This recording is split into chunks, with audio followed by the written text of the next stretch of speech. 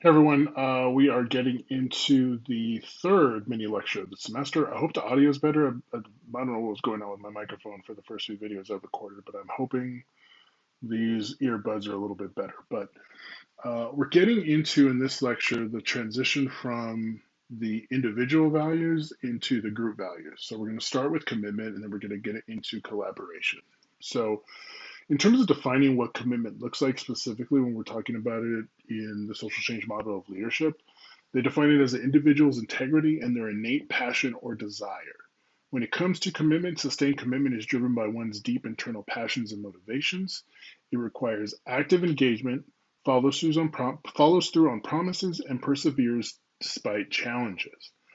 You have to keep that in mind because we just talked about the first two parts of the model, which the consciousness of self and the congruence, and the fact that your actions should be motivated and informed by your values. Commitment means that you are obviously like committed to acting based on those values and that you're taking that mentality into the group.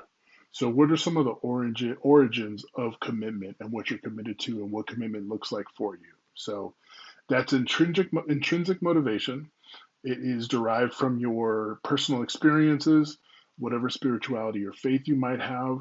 And just to be clear, spirituality and or faith, we'll specifically talk about faith, it doesn't necessarily have to be of a religious nature, right? I think it is possible to have faith in society, faith in whatever commitments you have as a family or whatever it might be. But there are different types of faith that we think about. But I think you understand that mentality of whatever mores and values that you were brought up in.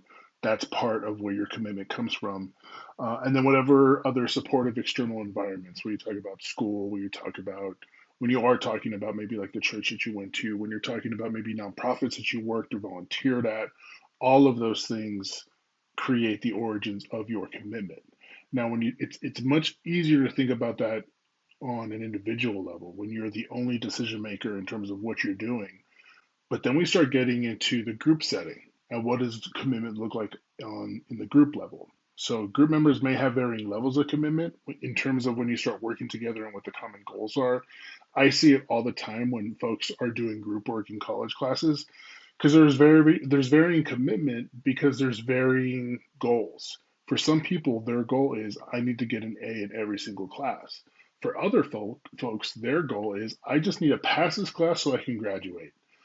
Those two goals, for the most part, are going to be incompatible in terms of the level of commitment. So that's where you start seeing some of these issues of how it's going to be more challenging to live up to your own commitment sometimes because you're going to be having to work with other people. Lower levels of commitment can slow the group productivity. So other group members then have an obligation to address it. And this is where we get into one of the other parts called controversy with civility. And groups can reinforce an individual's commitment, and that's going to happen during the process of this next piece of the social change model, which is collaboration. So they define collaboration as working together toward common goals by sharing responsibility, authority, and accountability in achieving these goals. Collaboration is much different than the way some folks handle working in a group. Or when we go back to, if you think about the first lecture when we were talking about the old authoritarian or authority kind of perspective when it came to leadership, that I am the leader, I'm going to tell you what to do, and there's no discussion about it. Collaboration is much more different. So, what does that look like? So, it's more than converging around a predetermined vision or approach. Right? Collaboration is truly saying, like, we are coming together, we are having a conversation, and we are figuring out what our group goal is going to be because we're all going to be committed to it. That is one of the only ways that you truly make sure that everyone is committed to the highest level. So how people value and relate to each other, that's going to be different based on the different values and ideas and affiliations and visions and identities that are part of that group. So it's a matter of really taking the time in that initial collaborative process to get to know each other, to understand what's important, where is the flexibility, where can we, compromise and start integrating with one another. That's what collaboration looks like. So what are some of the constructs of collaboration? So we have competition, cooperation, and compromise, all different parts of the collaboration process. Competition is what you normally see, especially in some of the industries that are a little bit more cutthroat. They believe when you're doing competition, it is mutually exclusive goal. That means one person is going to get the win. Other people are going to have to just like, okay, that's fine. I guess you argued the best, and so we're going to go with your approach or something along those lines.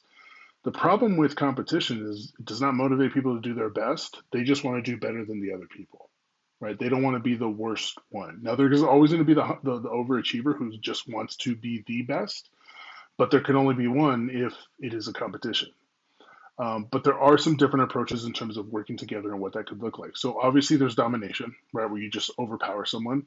Then there's compromise, right? A lot of folks see compromise as one of the best possible outcomes, but while there are some wins and there are some things that you are going to quote unquote get during a compromise, that also means that some folks are like almost everyone has to lose a little bit of what their goal was. The ideal is doing integration, where you're having a longer conversation and figuring out, okay, what is the ultimate end goal for us? What does success look like for us? And how we can incorporate as many ideas and goals as we can. And what I mean by that last part of how can we incorporate as many goals, that collaboration process, you're getting to know your team. You're getting to know what's important to them. Okay, so then if the end, we got to come together as a group, collaborate, and figure out what the larger end goal is and how we can incorporate all these other smaller goals. How can we continue to develop relationships, develop at the individual level, while still making sure that we're succeeding as an organization or as a team? So that's what those approaches look like, and how obviously it's going to take a little bit more time doing an integration than it would be domination if someone is just kind of steamrolling everybody else in the group. But you can also see the benefits because you're going to have a much richer um, thought process in terms of communicating what the possibilities are, different options, innovative ideas. All of those things are more likely when you're doing integration versus just someone coming in and telling people what to do and what they think is the best idea. In order to successfully collaborate, though, you have to build trust. So, what does that look like? Informal exploring, where you're just having casual conversations, sharing ownership, like we are all the success of this endeavor, whatever it is, it's all of us. We all win together. Celebrating successes both on the group level but also on the individual level, and then creating powerful, compelling experiences with one another. That's why you see so many folks trying to do like team building exercises, or just in general, like having more opportunities where you can work together on larger projects, smaller projects, whatever it might be. That way you have these compelling experiences with one another. So, in terms of group purposes and goals, the most important ingredient in every collaborative achievement is a common goal, right? People need that why, and I talk to folks about this all the time. All the way through from like elementary, middle school, high school, we've always understood what that why is, right? You have a teacher or you have a school district who's telling you like you need to learn this, and this because you need to pass this test, or you are going to get this assignment because it's gonna go towards this part of your grade. And we get that all the way through, and then for whatever reason we get to the workplace and people all of a sudden stop explaining what that why is. But people want that why. Part of it is because they need that end goal. Okay, this is where we're headed towards, but they also want to know what my role is. How can I get us? Like I want to feel like I'm a part of something, and the only way I'm going to do that is by making sure I know what that why is. So big part of collaboration is making sure that you as a leader, together with your team, figure out what that why is.